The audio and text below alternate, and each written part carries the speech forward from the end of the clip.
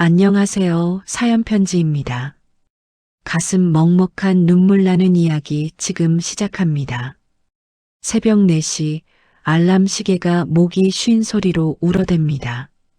38의 진수는 무거운 눈꺼풀을 들어 올리며 옆자리부터 살핍니다. 곤히 잠든 아내 정희의 얼굴 위로 창틈을 타고 들어온 푸르스름한 새벽 달빛이 내려앉아 있습니다. 진수는 아내가 깰까봐 숨을 죽인 채 이불을 가슴팍까지 끌어올려 줍니다. 진수의 손은 거칠다 못해 군살이 박혀 딱딱합니다. 새벽부터 일찍 나와 밤 늦게까지 일을 하는 그의 일상은 오로지 아내 정희를 향해 있습니다. 부엌으로 나간 진수가 가장 먼저 하는 일은 보리차를 끓이는 일입니다. 몸이 찬 정희를 위해 매일 아침 따뜻한 물 한 잔을 머리맡에 두는 것은 지난 7년 동안 단 하루도 거르지 않은 그만의 의식입니다.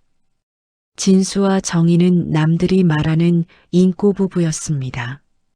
하지만 명절이나 가족 모임이 다가오면 두 사람의 가슴에는 보이지 않는 멍이 들었습니다. 자네들 소식은 아직인가? 여자가 몸이 너무 약해서 그런 거 아니야? 어른들의 무심한 한마디는 정희의 가슴에 비수가 되어 꽂혔습니다. 병원에서 받은 영구 불임 판정. 그날 정희는 병원 앞 벤치에 주저앉아 목 놓아 울었습니다. 그런 정희를 진수는 아무 말 없이 뒤에서 꼭 안아주었습니다. 진수 씨, 미안해. 나 때문에 당신 자식도 못 보고 나 같은 거 말고 그냥 애 낳아줄 좋은 여자 만나서 가. 정희의 오열에 진수의 심장도 갈갈이 찢어지는 듯 했습니다. 하지만 진수는 애써 미소를 지으며 그녀의 젖은 뺨을 거친 손으로 닦아주었습니다. 정희야, 나봐.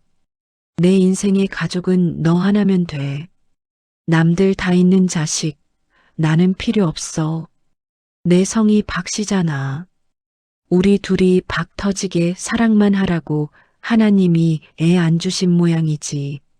나한테는 네가 내 아내고 내 딸이고 내 전부야.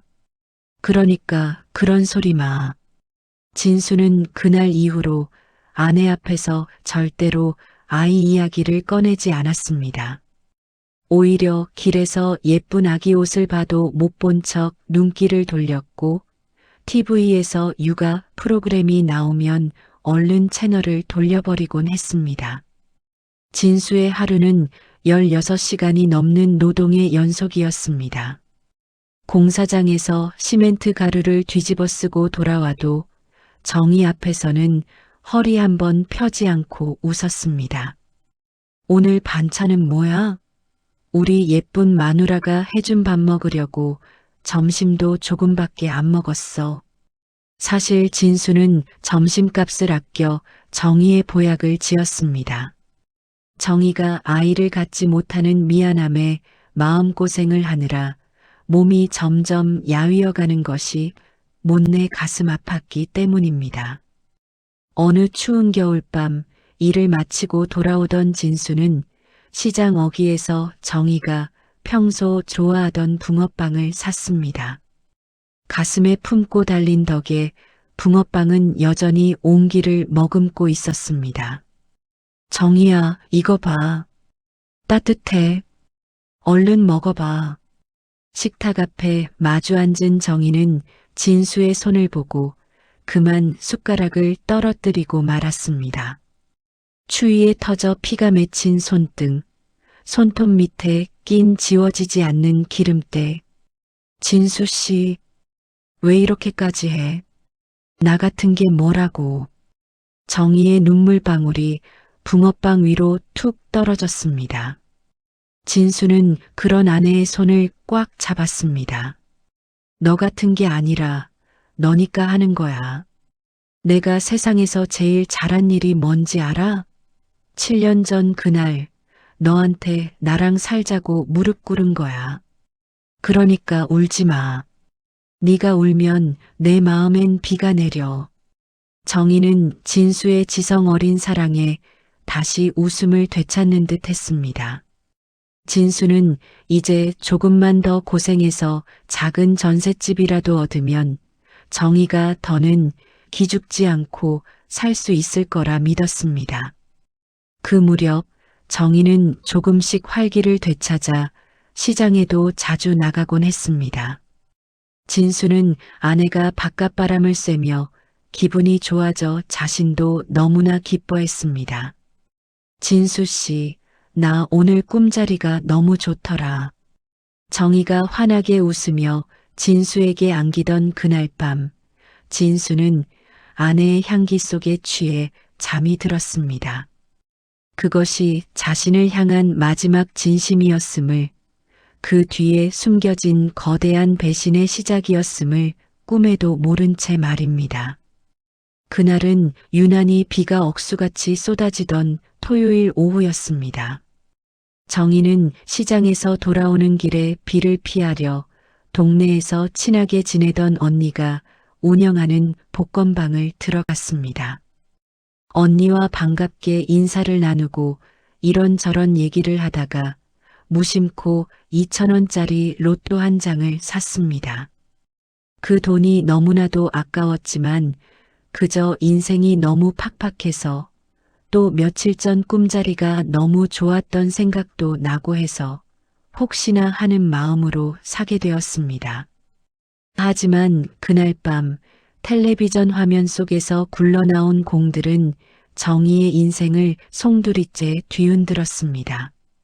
1등 당첨금 23억 4천만 원. 심장이 입 밖으로 튀어나올 것 같았습니다. 손이 떨려 종이를 들고 있을 수조차 없었습니다.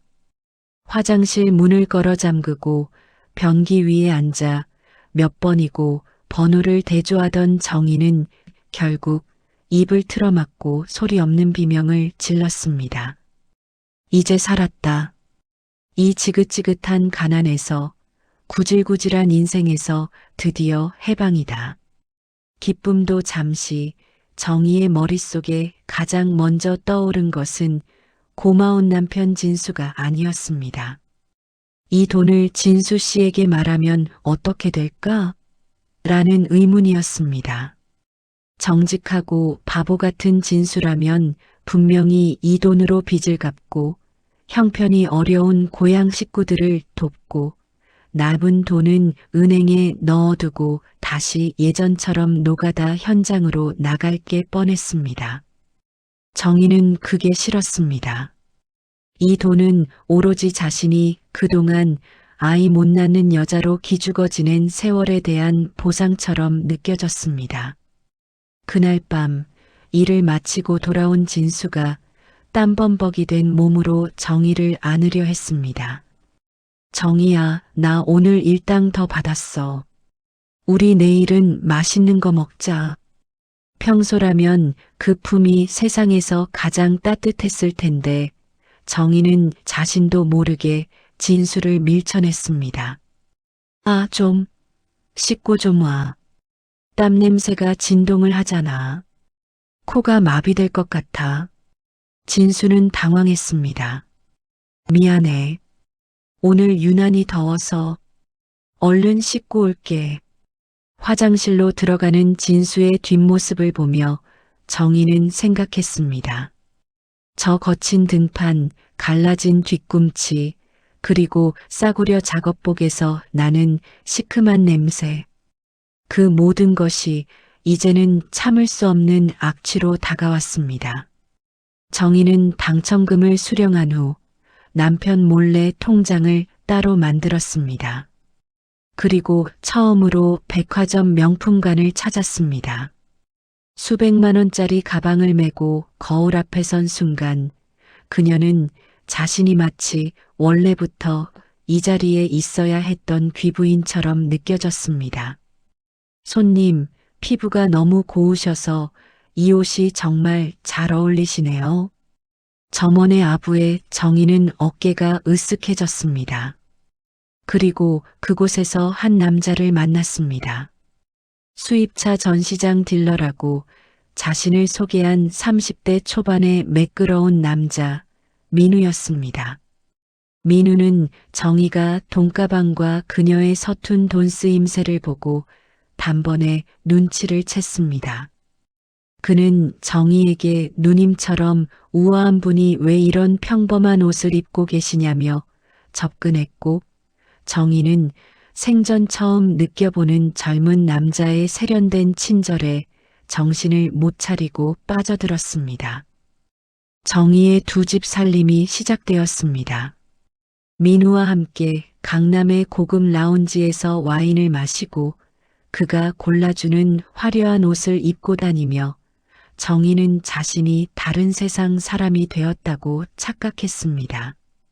반면 집으로 돌아오면 현실은 시궁창 같았습니다. 낡은 장판, 삐걱거리는 문소리, 그리고 여전히 자신을 위해 새벽마다 보리차를 끓여 놓는 진수의 정성이 가증스럽기까지 했습니다. 당신 요즘 왜 이렇게 늦어? 어디 아픈 거야? 진수의 걱정 섞인 물음에 정희는 버럭 화를 냈습니다. 아픈 게 아니라 당신 얼굴 보는 게 고통이라서 그래. 제발 나 좀 내버려둬. 당신처럼 앞뒤 꽉 막힌 사람하고는 말도 섞기 싫으니까. 진수는 가슴이 철렁 내려앉았습니다. 자식이 없어서 우울증이 온 건가 싶어 그는 다음날 현장에서 점심도 굶고 모은 돈으로 장미꽃 한 다발을 사왔습니다. 하지만 정희는 그 꽃다발을 바닥에 던져버렸습니다. 이런 거 사올 돈 있으면 생활비나 더 내놔. 남들은 남편 잘 만나 호강하는데 나는 이게 뭐야? 정희는 이제 결심했습니다. 민우가 제안한 대로 강남에 작은 아파트를 하나 계약했습니다. 물론 진수에게는 비밀이었습니다. 그녀는 이미 이혼 서류를 가방 속에 넣고 다녔습니다. 진수가 새벽에 일을 나가기 위해 일어났을 때 정희는 잠든 척하며 눈을 가늘게 뜨고 그의 뒷모습을 보았습니다. 어둠 속에서 조용히 옷을 챙겨 입는 남편의 어깨가 예전보다 훨씬 작아 보였습니다. 불쌍하긴 하지만 어쩌겠어. 우리 인연은 여기까지인걸. 당신 같은 노가다꾼이랑 평생 살 수는 없잖아. 정희는 가방 속 로또 당첨금이 찍힌 통장을 어루만지며 차가운 미소를 지었습니다. 그리고 그 시각 진수는 아내가 바람이 났다는 사실도 로또에 당첨되었다는 사실도 꿈에도 모른 채 차가운 공사 현장으로 향하며 생각했습니다. 우리 정희 요새 많이 예민한데 이번 달 월급 받으면 예쁜 구두나 한 켤레 사줘야겠다. 진수의 새벽은 이제 외로움으로 가득 찼습니다. 예전엔 아내가 깰까봐 조심조심 일어났지만 이제 정희는 외박이 잦아졌습니다. 친정 엄마가 몸이 안 좋아서 가서 자야겠다. 지방 사는 친구가 올라왔다는 핑계는 늘어만 갔고 진수는 그저 아내의 건강과 안위만을 걱정하며 묵묵히 현장으로 향했습니다. 하지만 가슴 한구석엔 서늘한 바람이 불었습니다. 가끔 집에 들어오는 정희에게선 진수가 평생 맡아본 적 없는 값비싼 향수 냄새와 독한 양주 냄새가 섞여났기 때문입니다. 어느 일요일 아침 쉬는 날임에도 진수는 밀린 집안일을 시작했습니다. 정희가 던져놓고 간 옷가지들을 세탁기에 넣으려던 찰나 정희의 코트 주머니에서 묵직한 무언가가 바닥으로 툭 떨어졌습니다. 그것은 금색으로 장식된 고급 아파트의 출입 카드와 낯선 남자의 이름이 적힌 명품 시계 영수증이었습니다. 영수증에 적힌 날짜는 진수가 현장에서 사고를 당해 발가락을 다친 날이었습니다. 진수는 떨리는 손으로 출입카드에 적힌 주소를 확인했습니다. 강남에 있는 아파트였습니다. 이게 왜 정희 주머니에? 진수의 머릿속이 하얘졌습니다. 그는 무언가에 홀린 듯 작업복 차림 그대로 집을 나섰습니다. 영수증에 적힌 주소지에 도착한 진수는 입구부터 막혔습니다. 낡고 해진 작업복을 입은 진수를 보안 요원들은 잡상인 취급하며 밀어냈습니다. 진수는 근처 화단 뒤에 숨어 아내를 기다렸습니다. 1분 1초가 억겁의 시간 같았습니다. 얼마나 지났을까? 지하 주차장에서 번쩍이는 외제차 한 대가 미끄러지듯 빠져나왔습니다. 차 문이 열리고 내린 사람은 그토록 그리워하던 자신의 아내 정희였습니다. 그런데 정희의 곁에는 젊고 번듯한 남자가 팔짱을 끼고 서 있었습니다. 정희는 진수 앞에서는 단 한 번도 보여준 적 없는 눈부신 미소를 지으며 남자의 볼에 입을 맞추고 있었습니다. 정희야. 진수의 절규가 공기를 찢었습니다. 정희와 남자가 멈춰서서 진수를 바라보았습니다. 정희의 얼굴은 당황함도 잠시, 이내 서늘한 경멸로 가득 찼습니다. 당신이 여기가 어디라고 와? 이 꼴을 하고. 정희의 첫마디는 미안함이 아닌 수치심이었습니다. 남편을 벌레 보듯 바라보는 그녀의 눈빛에 진수는 심장이 멈추는 것 같았습니다. 이게 다 뭐야? 저 남자는 누구고, 이 차는 또 뭐냐고. 정희야, 내가 뭘 잘못했어?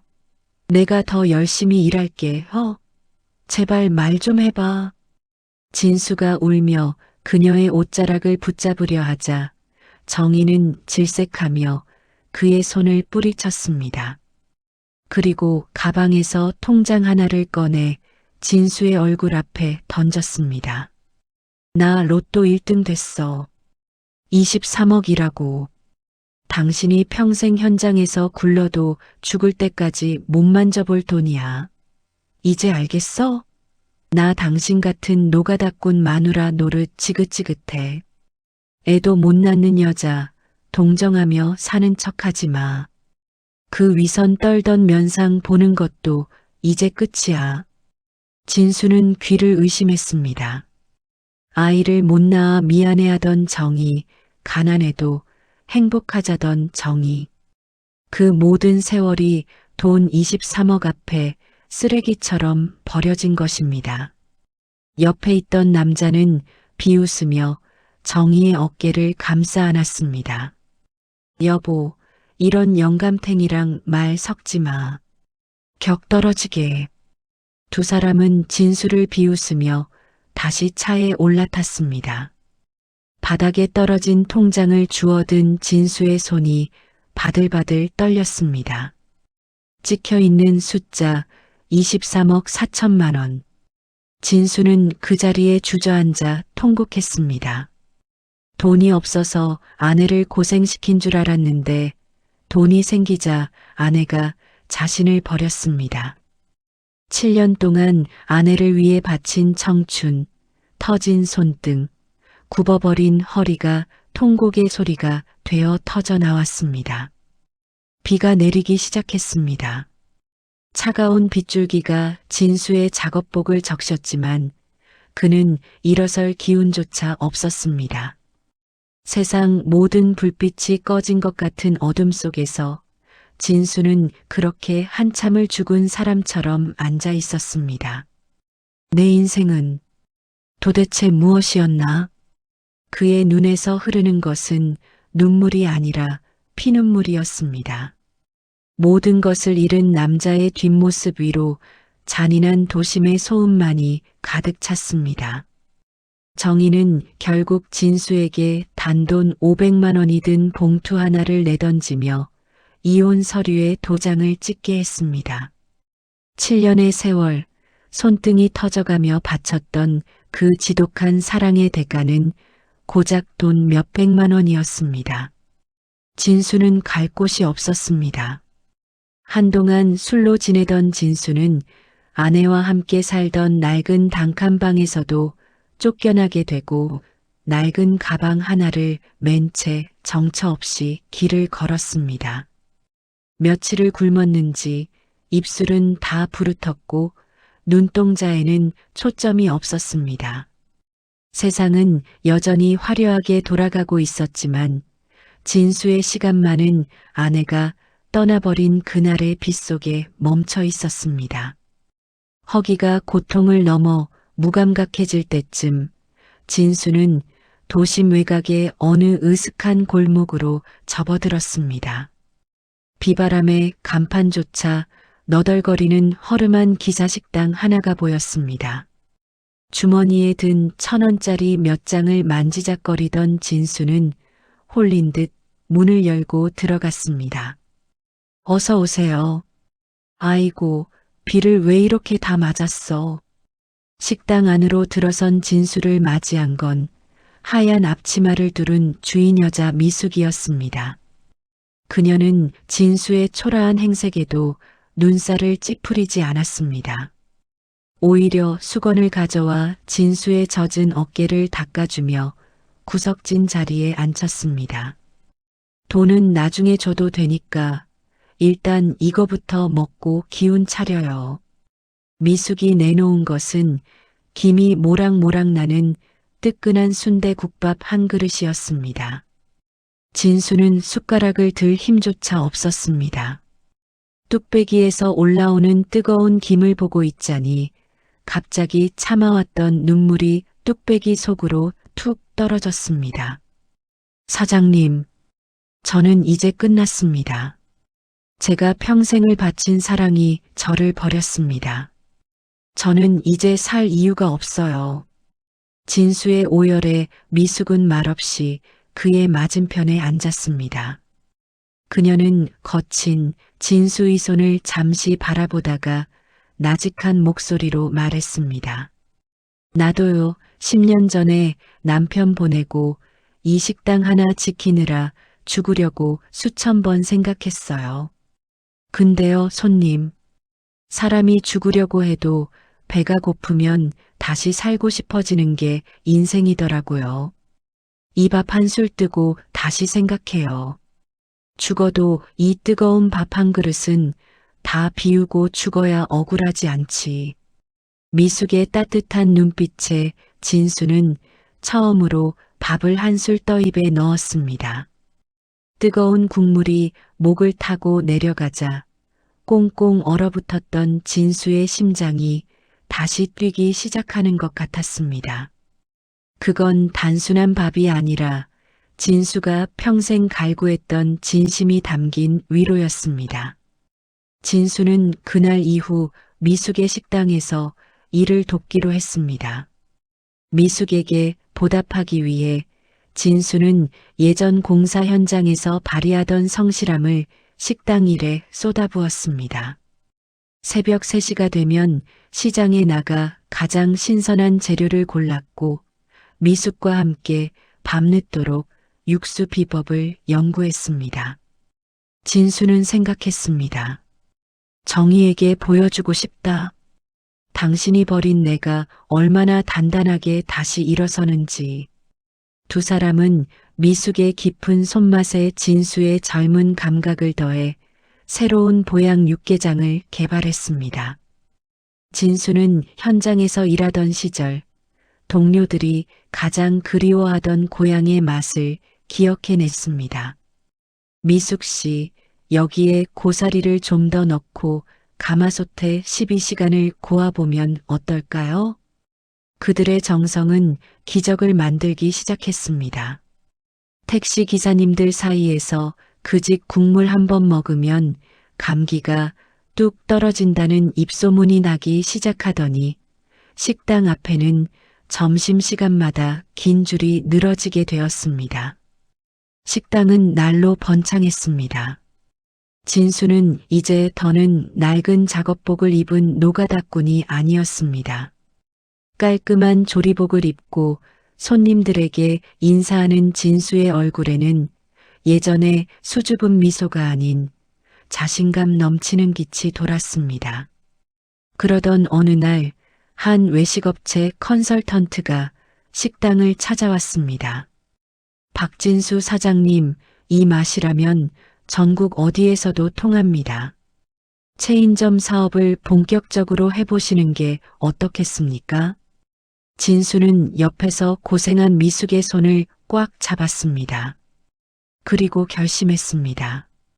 이제는 숨어 지내는 것이 아니라 세상 가장 높은 곳으로 올라가기로.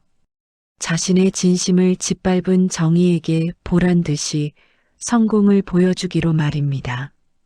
그 시각 23억이라는 돈에 취해 사기꾼 애인과 화려한 생활을 즐기던 정의는 조금씩 드리워지는 불행의 가림자를 전혀 눈치채지 못하고 있었습니다.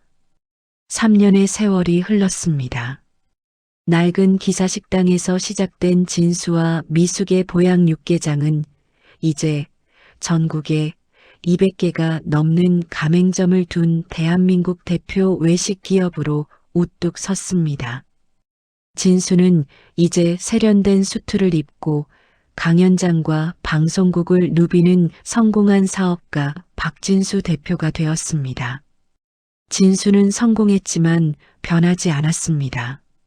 그는 수익의 상당 부분을 독거노인들을 위한 무료 급식 사업에 쏟아부으며 자신처럼 인생의 밑바닥에 있는 사람들에게 따뜻한 밥 한 끼를 대접하는 일을 멈추지 않았습니다. 그의 곁에는 언제나 온화한 미소로 그를 지키는 평생의 동반자 미숙이 있었습니다. 반면 전처 정의의 삶은 참혹했습니다. 그녀가 굳게 믿었던 젊은 애인 민우는 역시나 상습 사기꾼이었습니다. 민우는 정의의 로또 당첨금을 야금야금 빼돌려 해외 원정 도박으로 탕진했고 남은 돈마저 가짜 투자처에 넣게 한 뒤 호련히 자취를 감췄습니다. 정의에게 남은 것은 아무것도 없었습니다.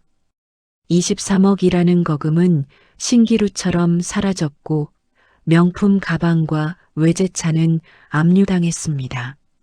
월세방 보증금조차 없어 고시원을 전전하던 정의는 우연히 식당 TV에서 성공한 기업가로 출연한 진수의 모습을 보게 됩니다. 저 사람이 왜 저기 있어? 저 바보 같은 인간이 어떻게? 정의는 초라해진 행색으로 진수의 본사 건물을 찾아갔습니다.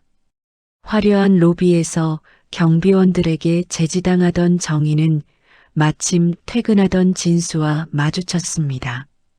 진수 씨, 나야 정의. 나 좀 봐줘. 진수는 멈춰섰습니다. 예전에 그 처절했던 슬픔은 온데간데 없고 정의를 바라보는 진수의 눈빛은 그저 길가에 굴러다니는 돌멩이를 보는 듯 무덤덤했습니다. 정의는 진수의 바짓가랑이를 붙잡으며 바닥에 엎드려 울기 시작했습니다. 내가 미쳤었어. 그놈한테 속아서 당신 귀한 줄 모르고 내가 천벌을 받은 거야. 우리 예전으로 돌아가면 안 될까?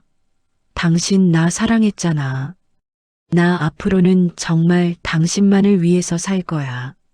내가 많이 노력할게. 제발. 진수는 천천히 정의의 손을 떼어냈습니다. 그리고는 그녀를 일으켜 세워 본사 바로 옆 자신이 운영하는 작은 국밥집으로 데려갔습니다. 3년 전 자신이 미숙에게 받았던 그 국밥과 똑같은 한 그릇을 그녀 앞에 놓아주었습니다. 먹어. 당신이 지긋지긋하다고 했던 그 땀 냄새 나는 놈이 일궈낸 밥이야.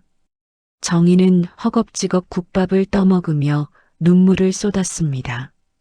진수는 그런 정의를 내려다보며 차분하지만 단호한 목소리로 말했습니다. 정의야, 당신이 버린 건 무능하고 가난한 남편이 아니었어. 당신은 당신을 위해 목숨도 아깝지 않다고 생각했던 사람의 진심을 버린 거고, 오로지 너 하나만, 당신 하나만을 위해 살기로 했던 내 진심을 돈 때문에 버린 거야.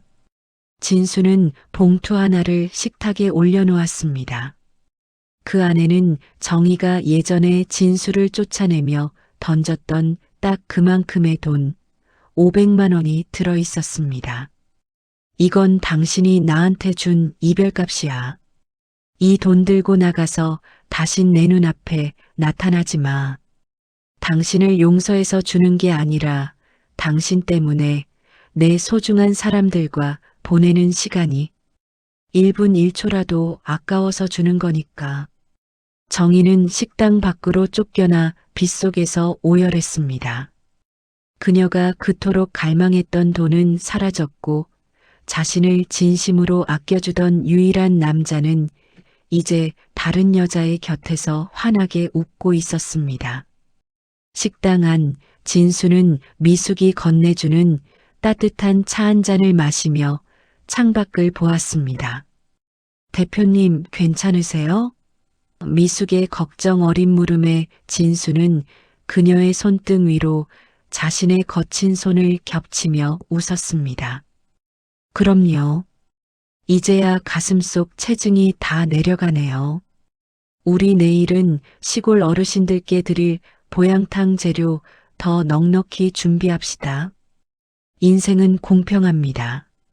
진심을 다해 산 사람에게는 결국 기적이 찾아오고 탐욕에 눈이 멀어 소중한 것을 버린 자에게는 뼈아픈 후회만이 남는 법입니다. 진수는 이제야 비로소 진짜 복이 무엇인지 알 것 같았습니다. 그것은 로또 1등 당첨금이 아니라 비바람 치는 날 함께 국밥 한 그릇을 나눌 수 있는 네 사람이 곁에 있다는 사실이었습니다. 여러분, 오늘 사연 시원하셨습니까? 돈에 눈이 멀어 진심을 버린 사람의 최후, 그리고 성실함으로 일구어낸 기적 같은 반전. 우리 시청자 여러분의 곁에도 진수 씨의 성공 같은 큰 복이 늘 함께 하시길 바랍니다. 사연이 좋으셨다면 구독과 좋아요 부탁드립니다. 지금까지 사연 편지였습니다. 고맙습니다.